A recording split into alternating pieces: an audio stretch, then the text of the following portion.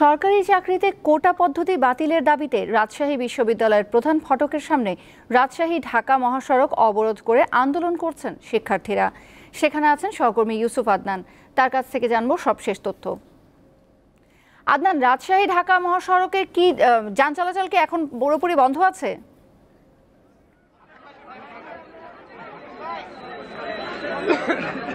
হ্যাঁ তৌসিয়া, কোটা সংস্কারের দাবিতে রাজশাহী বিশ্ববিদ্যালয়ের শিক্ষার্থীরা বেশ কয়েকদিন থেকে আন্দোলন চালিয়ে যাচ্ছে।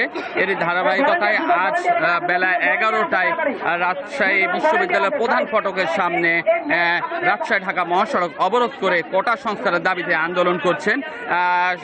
শিক্ষার্থীরা সকাল 10:30টার দিকে প্যারিস রোডে জড়ো হয়ে তারপরে ক্যাম্পাস থেকে বের হয়ে রাজশাহী বিশ্ববিদ্যালয়ের প্রধান যে ফটক রয়েছে রাজশাহী ঢাকা মহাসড়ক, সেখানে এসে তাদের আন্দোলন চালিয়ে যাচ্ছে। এখন তারা রাজশাহী বিশ্ববিদ্যালয় মেন গেট থেকে তাদের কাজলা গেটের দিকে অভিমুখে যাচ্ছে শিক্ষার্থীরা, এবং তারা ওইখান থেকে এসে আবার ক্যাম্পাসে প্রবেশ করবে। ক্যাম্পাসে প্রবেশ করার পরই তারা তাদের যে আন্দোলনগুলো দাবি করছে, দাবিগুলো চালিয়ে যাবে। আমরা এখন মিছিলটি রাজশাহী বিশ্ববিদ্যালয়ের মেন গেট থেকে কাজলা গেটের দিকে যাচ্ছে। শিক্ষার্থীরা কোটা সংস্কারের দাবিতে 4টি দফা দাবি রাখছেন। এর মধ্যে 2018 সালের যে পরিপত্র বহাল সাপেক্ষে কমিশন গঠন করে সরকারি চাকরিতে কোটা পদ্ধতি সংস্কার করতে হবে। কোটার প্রার্থী না পাওয়া গেলে মেধা কোটায় শূন্যপূর্ণ পদ পূরণ করতে হবে। 2 নাম্বার যে দাবিতে রাখছে শিক্ষার্থীরা, তারা বলছে ব্যক্তি তার জীবন দশায় সব ধরনের প্রতিযোগিতামূলক পরীক্ষায় একবার কোটা ব্যবহার করতে পারবে, তবে উল্লেখ্য যে পাবলিক বিশ্ববিদ্যালয় ভর্তি পরীক্ষার মধ্যে অন্তর্ভুক্ত থাকবে না এই কোটা।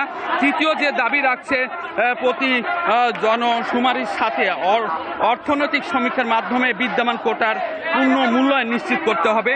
চতুর্থ তারা দাবি রাখছে যে দুর্নীতিমুক্ত নিরপেক্ষ ও মেধাভিত্তিক আমলাতন্ত্র নিশ্চিত করতে কার্যকর ব্যবস্থা গ্রহণ করতে হবে।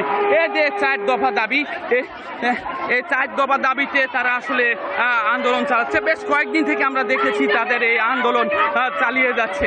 আজও তারা এর ধারাবাহিকতায় বিশ্ববিদ্যালয়ের প্রধান ফটকে প্রায় 1 ঘন্টা 11টা থেকে 12টা পর্যন্ত রাজশাহী ঢাকা মহাসড়ক অবরোধ করে আন্দোলন চালিয়ে যাচ্ছে।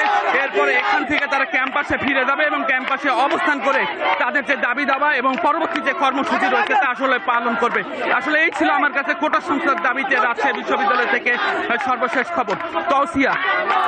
সহকর্মী ইউসুফ আদনান জানাচ্ছিলেন রাজশাহী থেকে।